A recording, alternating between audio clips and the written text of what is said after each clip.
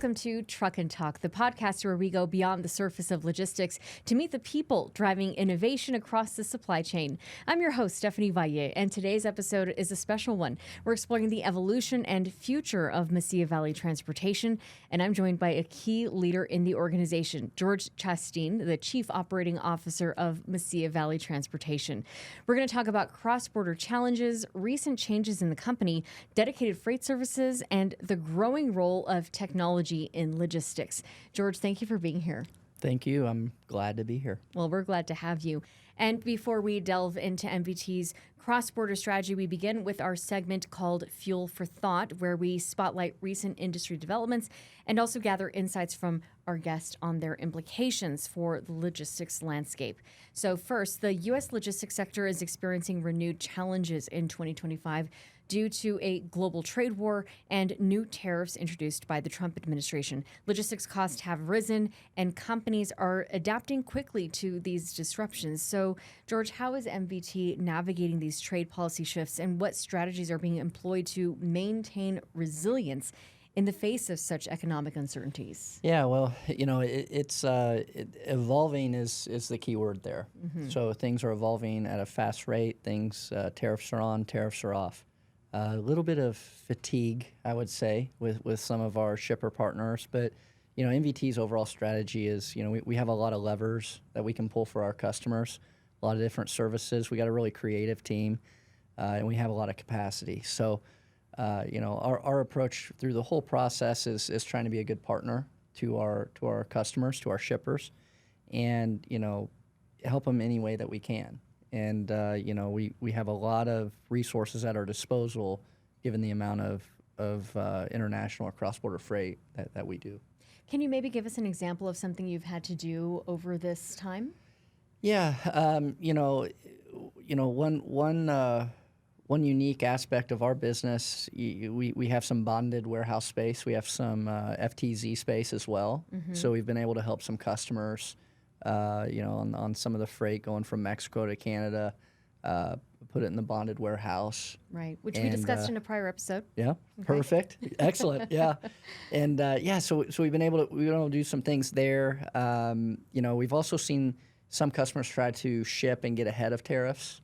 So, we've helped surges, so to speak. Mm-hmm. And, again, it's just we pride our company on being very honest, open, and connected to our customers. Mm-hmm. And, as they have needs and as the market evolves and tariffs evolve, we're there for them and we make it happen. So cross-border freight hit $73.8 billion in April of 2025, according to the U.S. Bureau of Transportation Statistics, with Laredo and El Paso seeing the highest volumes driven by automotive, manufacturing, and consumer goods. So, George, how is MVT adjusting capacity or operations to keep up, especially at these key crossings? Yeah, on cross-border freight, you have to be dynamic. The general nearshoring boom that a lot of people like to talk about, it's real. It's been happening for decades now. Trade between Mexico and the U.S., it grows, I think it's 8 to 9% per year, and it has, for decades, and it grows like clockwork. You have to evolve. You have to be offering your customers unique and new and creative solutions, and you have to grow with your customers. And so, we've been able to do that by expanding our logistics offering, partnering with really good partner carriers on cross-border business. We've expanded our trailer fleet in Mexico.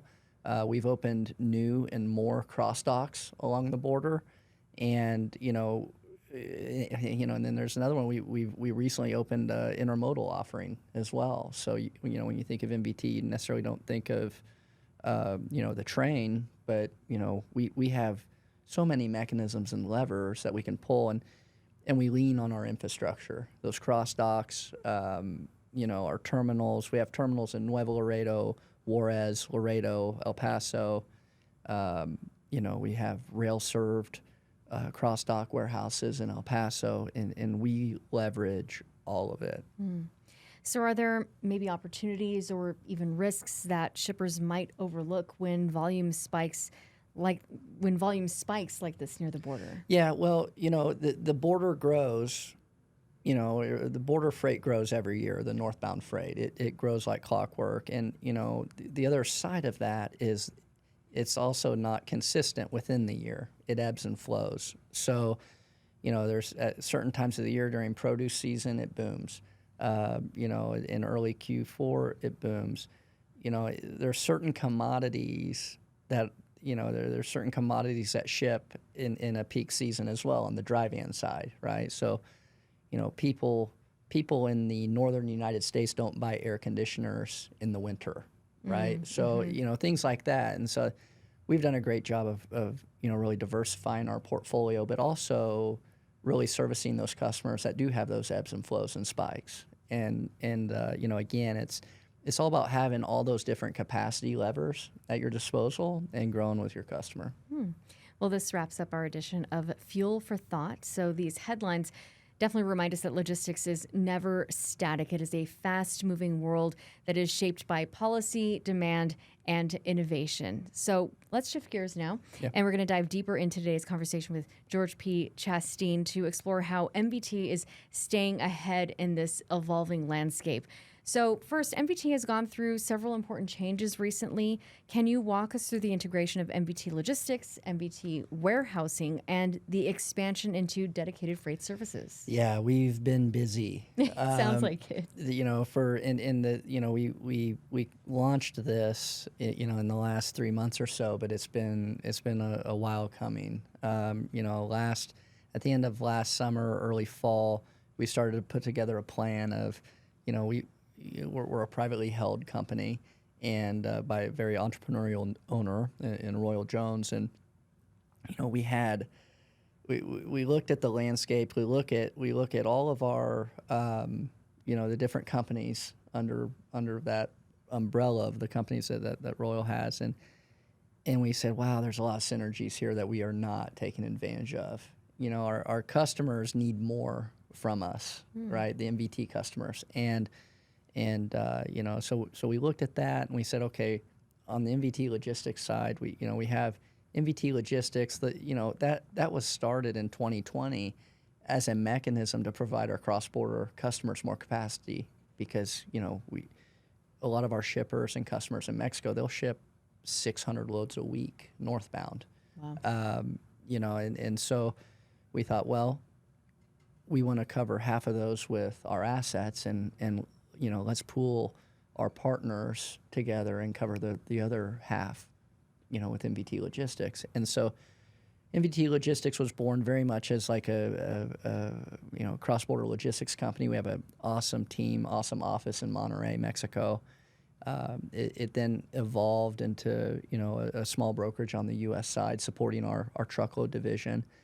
Meanwhile, we have J.H. Rose Logistics, operating since 1939 as a broker with offices all over the place: Cincinnati, Austin, McAllen, here in El Paso. And we decided, hey, we need to bring these together and recognize the scale and recognize what we can truly be to our customers and offer more value, more solutions. And, so we've taken a company that is 90 years old with an amazing legacy and carrier base, combined it with, what was previously MVT Logistics out of Monterey and in a small office here as well. And, we've got just an amazing group, and we're just primed to grow and provide more solutions to our customers. So super excited about that, and leveraging both, our asset customers, and looking at ways to provide them additional solutions that maybe we haven't in the past, flatbed solutions, refrigerated solutions. So really excited about that. And then, the other one is Stagecoach, Stagecoach Cartage. Mm-hmm. Stagecoach, also an amazing company local to El Paso in this region, and they have a great operation over there, great infrastructure, and a lot of our MVT asset customers either are saying, hey, can you help me on the border provide more solutions? We looked at all of it and we said, wow, 800,000 square feet of cross-dock warehouse space, rail-served, bonded, FTZ. You blend these together, and the solutions that we can provide our customers are just awesome, right? And then the last piece I think you mentioned was the dedicated aspect, right? Right. And that's just a natural and general evolution for a carrier of our size. About 40% of what we do is cross-border Mexico or to and from the border. So, I like to say the company was born on the border, but we have grown into a national trucking company, truckload provider, and truly a North American truckload provider. And, the next phase and growth of that, and to take the business to the next level is to provide, the regional dedicated services. And we've had great growth. We are servicing our customers in that area unlike anything I've ever seen, and I'm very excited about it. So we're up to a little over 100 trucks in our Wow. dedicated offering. Last year we had 0. Wow. So it's awesome. So can you explain a little bit about what dedicated freight is and the kinds of clients that MVT is aiming to serve with that offering? Yeah, dedicated. I mean, the dedicated offering is no-fail freight. So when you think about an example would be if you buy an appliance from a big box retailer, right? A Costco, Home Depot, a Lowe's. If you buy that appliance, you say, hey, when is it going to be delivered to my house, right? And if you're like me, I don't want to hear, oh, it'll be there on this day, right? You want to know it's going to be there on that day at exactly what time. Right. And those big box retailers, they rely on their logistics providers to make sure that freight is at the cross dock, then it goes into a box truck, then it goes to your house, and that they rely on that for your customer experience, right? And their brand image. And so, a lot of what we're doing, we're in the full truckload space. So, we're doing a lot of freight from, bulk distribution centers, and we're running that freight to cross docks on very regimented, strict schedules.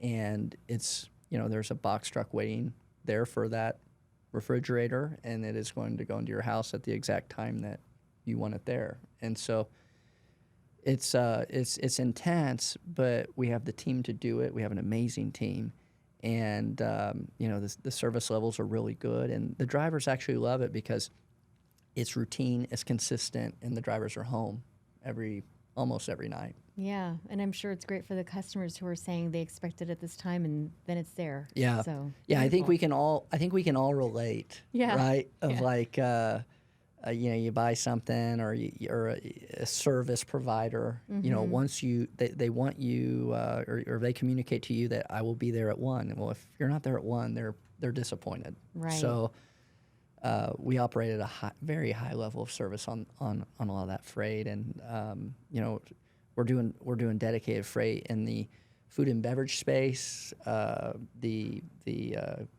consumer product / appliance space, and then also the retail space as Wow. well. Great. So when you look at MVT's capabilities, what is the full scope of available services that maybe partners or prospective partners should know about?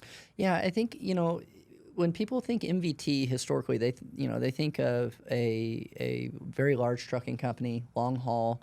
A lot of people know that we're on the border. They don't realize that we're also domestically all throughout the United States. I think a lot of the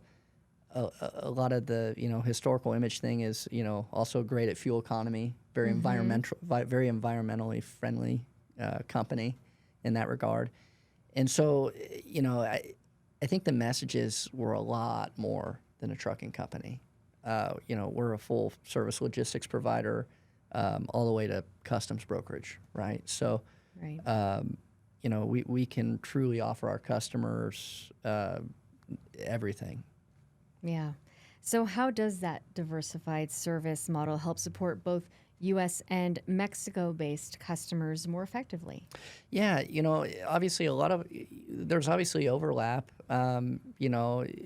You think about the product, a lot of products come from Mexico that are in the United States just from the competitive advantage of, of manufacturing in Mexico.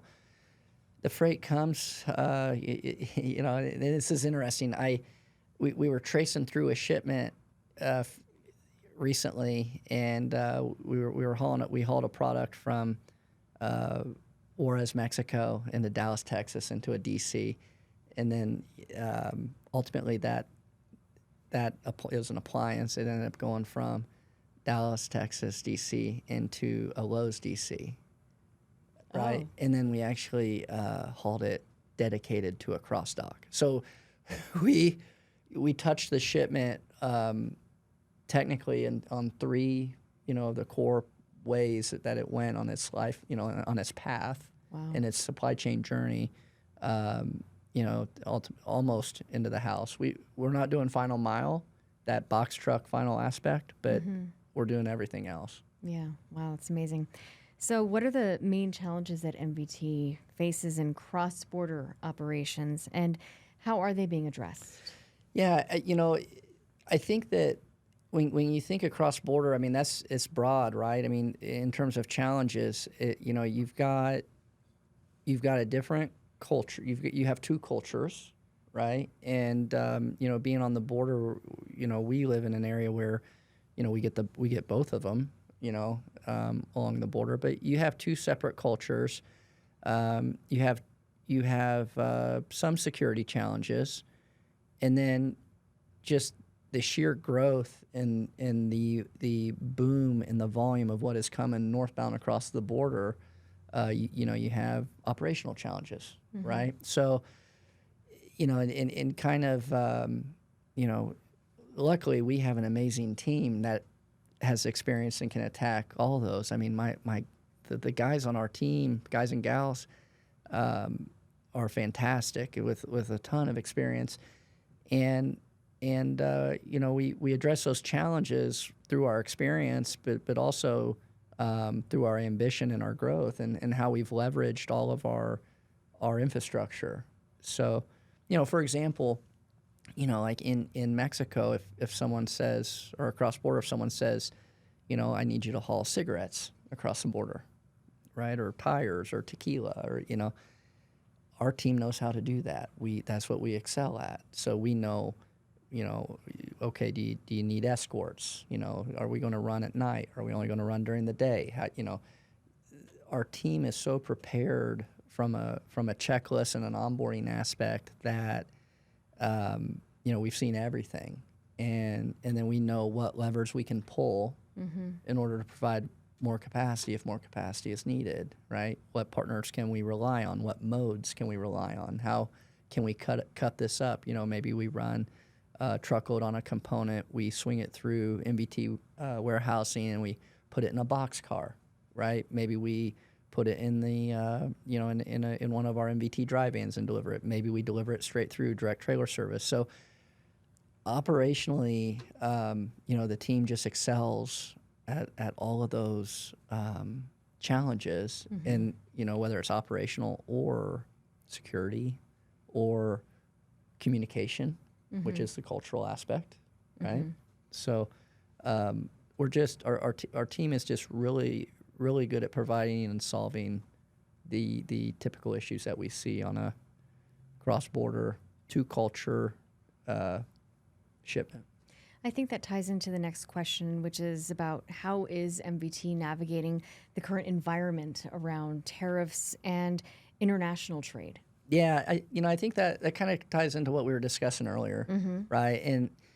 And it's ever changing, it's evolving. I mentioned earlier, the word fatigue, right? A lot of our shippers have fatigue. They're doing research, they're trying to figure things out, they're trying to figure out where to source, and then it changes, right? And you can just, they're asking me about, a bonded warehouse one day, an FTZ the next day, direct trailer service the next day. It's just very dynamic. And, in that sort of environment, the best, we do the best we can, and we open up the book for them, right? We show them the menu, and we say, this is everything we're capable of doing.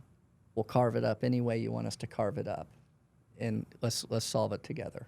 And I think that's the only way you can do it in the current environment where tariffs are on, tariffs are off, or, suddenly, the new one I think is 50%, is yesterday or today is 50% tariff on aluminum and steel, right? So, we open up the book, we open up the menu, and we try to, help them solve it. Yeah, you're almost like an ambassador, if you will. Yeah. Trying to still navigate these things. We're only successful if they're successful, right? And and that's the other thing. Like with our customers, we gravitate and we want to work with customers that want to have a solid relationship with us, that want us to, we excel at problem solving, right? So we want to be part of that. We want to collaborate. We want to,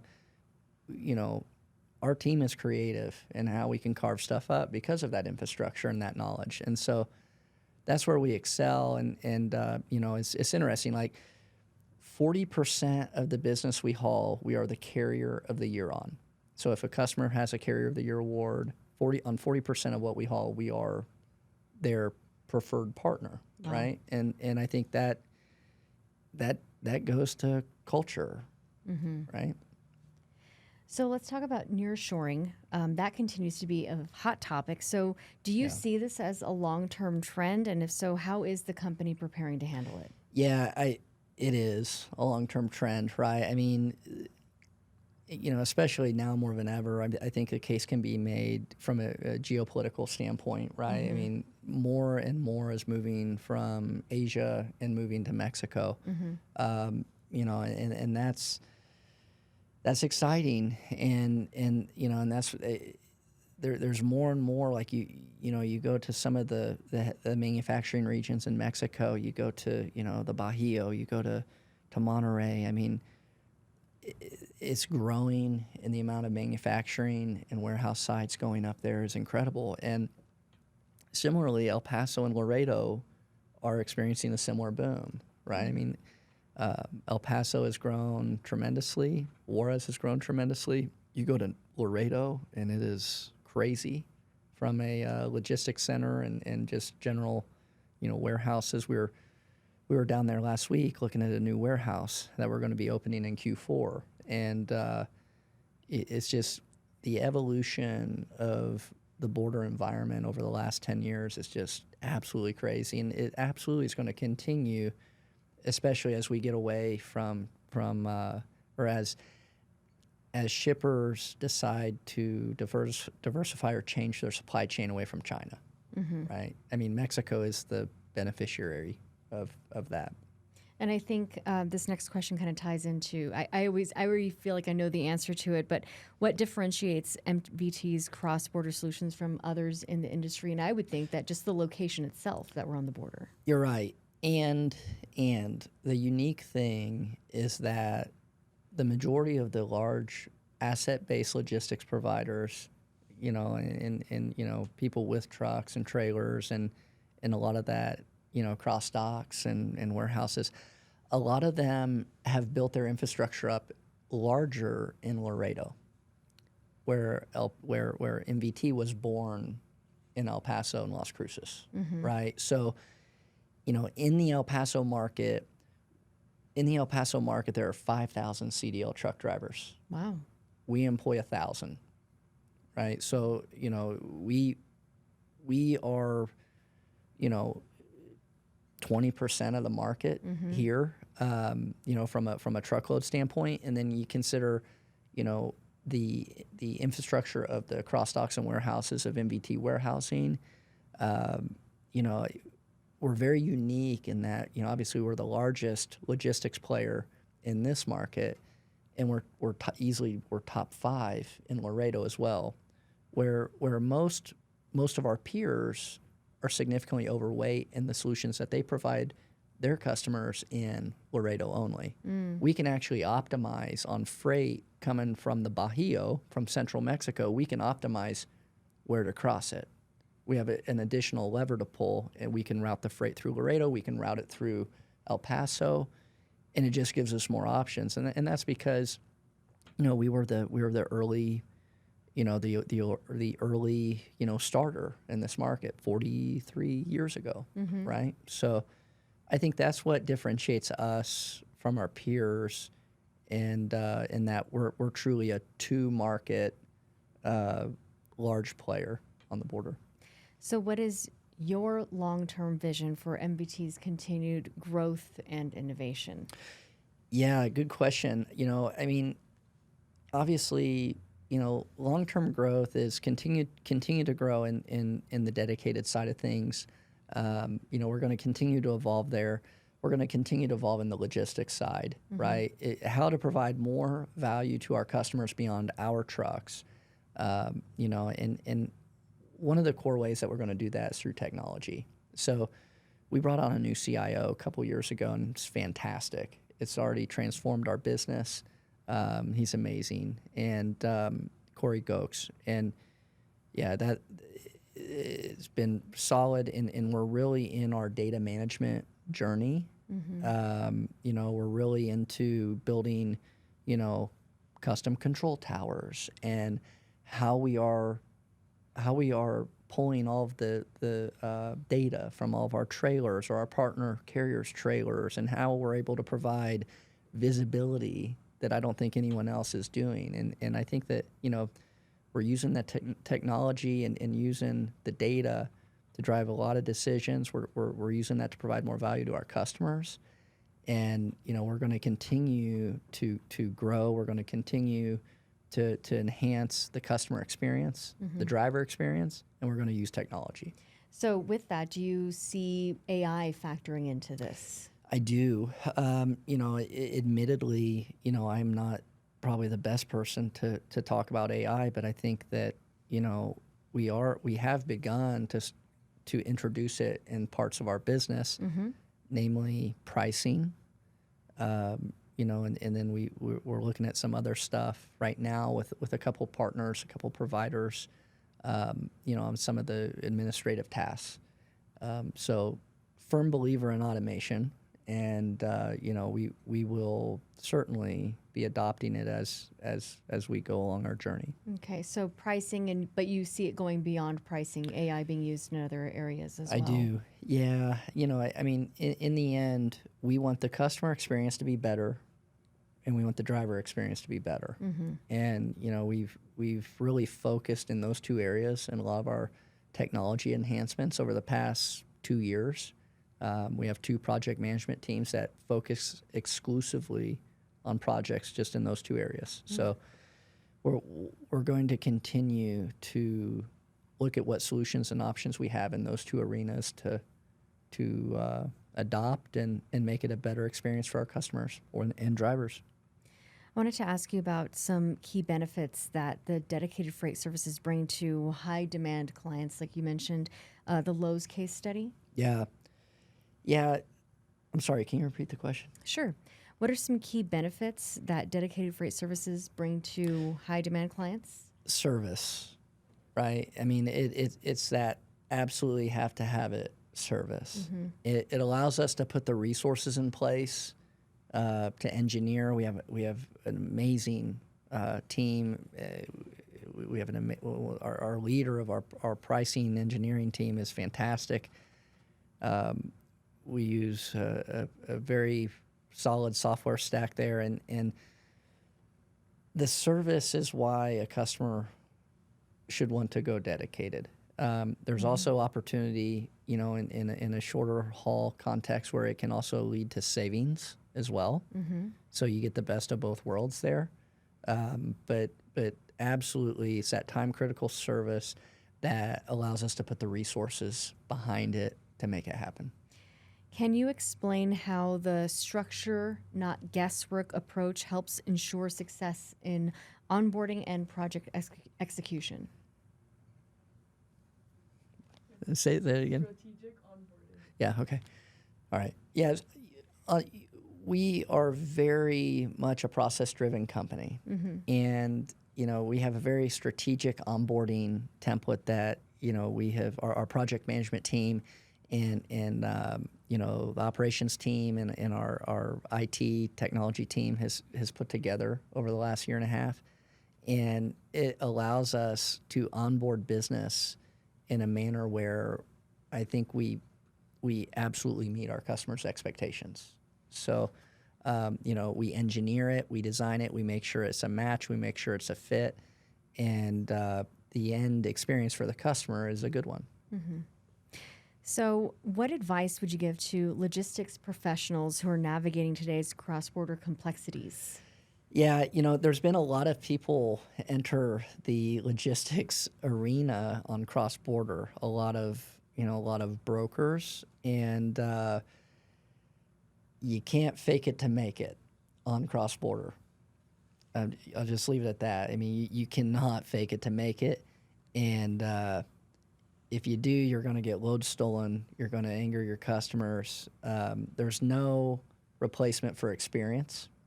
There's no replacement for understanding every detail of the process of a cross-border shipment down to the detail, because on cross-border freight, it will happen. And, so to those piling into it to get into the nearshore boom, I would tell you, make sure you know what you're doing. Good advice. Yeah. So on a personal note, let me start again. So on a personal note, what excites you most about MVT's direction and future? Growth. I think that it's fun coming to work at a place that's growing, that's improving. So growth, continuing to evolve as a company. I think we have a great culture, continuing to improve on that culture. We have an amazing owner in that regard.